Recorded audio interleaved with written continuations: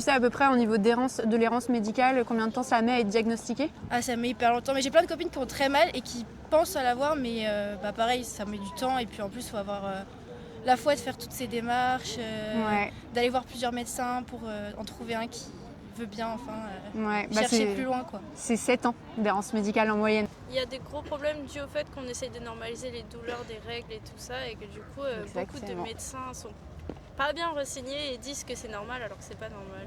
Exactement. Mais oui, les chiffres augmentent parce qu'on détecte de plus en plus l'endométriose. Les femmes parlent de plus en plus aussi. D'accord. Parce que pendant longtemps, on leur a dit que les règles, c'était censé être douloureux.